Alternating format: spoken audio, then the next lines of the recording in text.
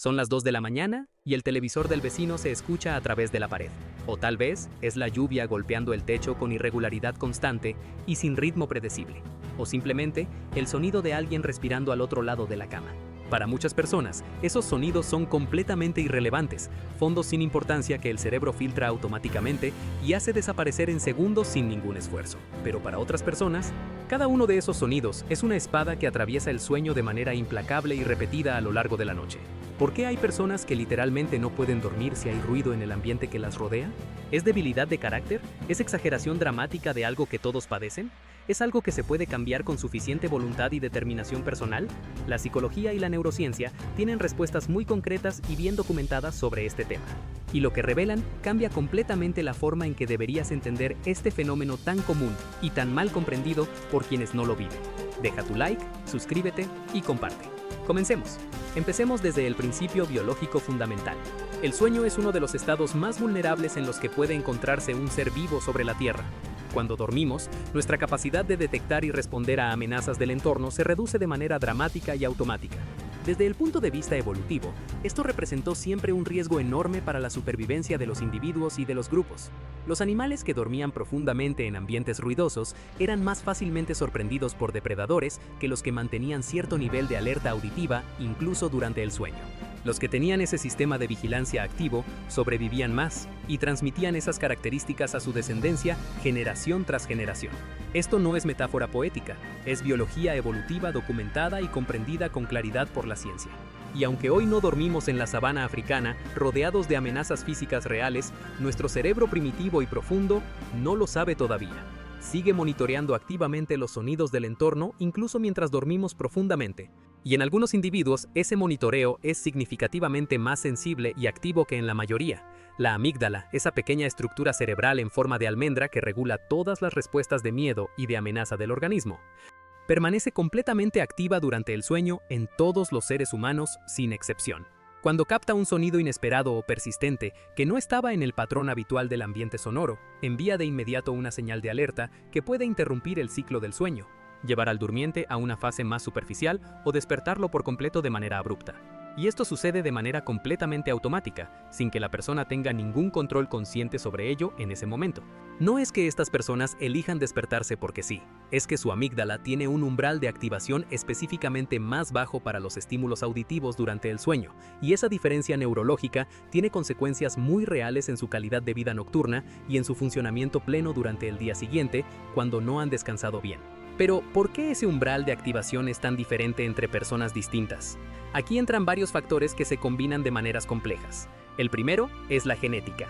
Estudios con gemelos idénticos y mellizos han mostrado de manera consistente que la sensibilidad al ruido durante el sueño tiene un componente hereditario significativo y medible.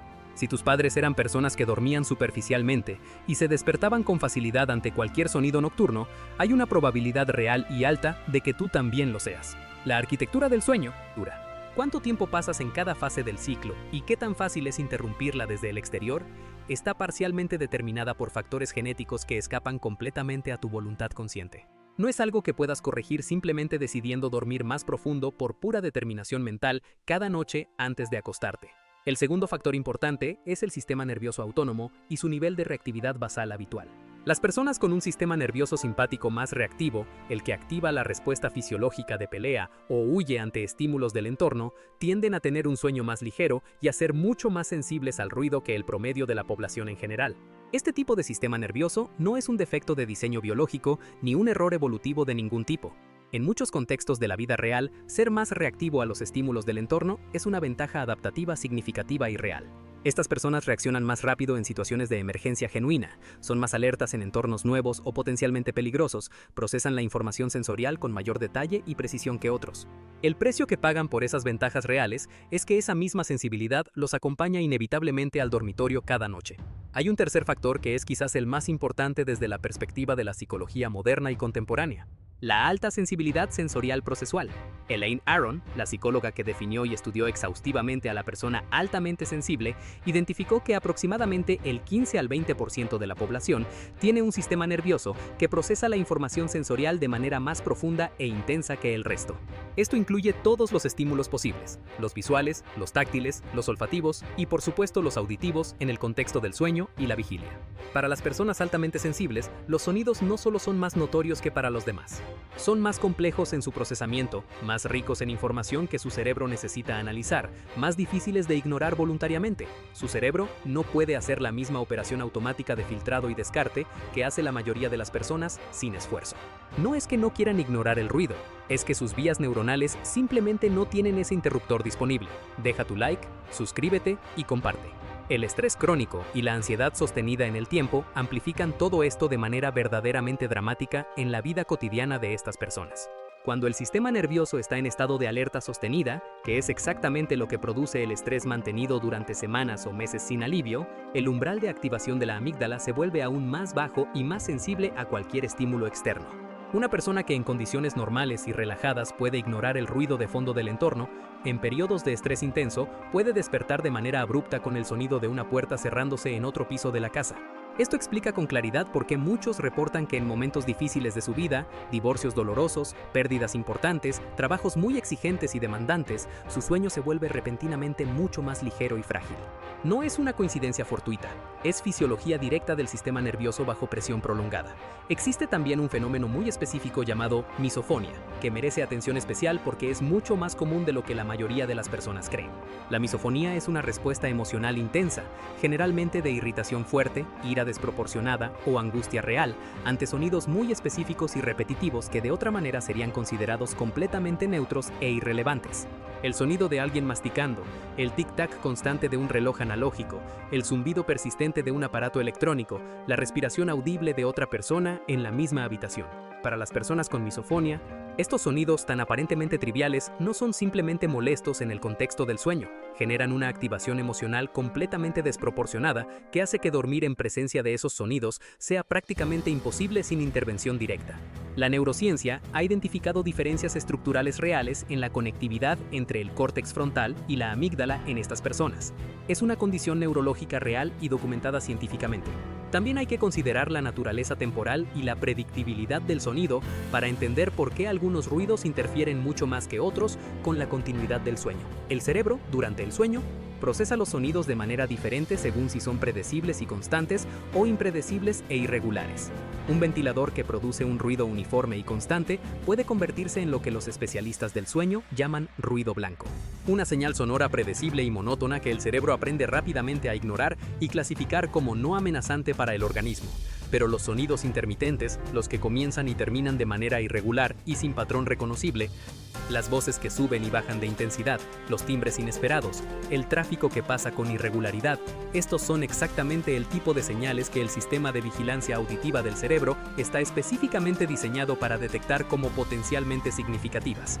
No importa cuán bajo sea el volumen del sonido si es impredecible, los problemas de sueño relacionados con la sensibilidad al ruido no son triviales ni pueden descartarse como simples quejas de personas exigentes o difíciles de complacer. La privación crónica de sueño tiene consecuencias bien documentadas y muy serias sobre la salud cognitiva, emocional e inmunológica a largo plazo. Reduce significativamente la capacidad de atención sostenida y la memoria de trabajo de la persona. Deteriora la memoria a corto plazo de manera medible en tests cognitivos realizados al día siguiente. Aumenta la reactividad emocional ante situaciones menores que normalmente no serían problemáticas. Eleva los niveles de cortisol, que es el principal marcador biológico del estrés crónico, y debilita el sistema inmune, haciéndolo menos capaz de combatir enfermedades. Las personas que no pueden dormir bien por el ruido no están siendo dramáticas ni exageradas en sus quejas. Están experimentando un problema de salud real con consecuencias físicas y psicológicas muy concretas en su funcionamiento diario. La arquitectura del sueño está dividida en ciclos de aproximadamente 90 minutos que se repiten a lo largo de la noche. Cada ciclo contiene fases de sueño ligero, sueño profundo y sueño REM, o de movimientos oculares rápidos donde ocurren la mayoría de los sueños. Lo que muchas personas no saben es que las fases de sueño ligero, donde el cerebro es más vulnerable a ser despertado por estímulos externos del entorno, ocupan una proporción mayor del sueño total en personas con alta sensibilidad sensorial. Esto significa que estas personas pasan más tiempo estadísticamente en los momentos del ciclo donde cualquier sonido del ambiente puede interrumpir el proceso de recuperación nocturna. No es mala suerte ni debilidad personal, es una característica arquitectónica del sueño que tiene su origen en la misma neurobiología que determina toda su forma de procesar el mundo mientras están despiertos durante el día. ¿Qué hacer si el ruido impide tu sueño? Para mejorar esta situación, existen intervenciones prácticas y con evidencia sólida.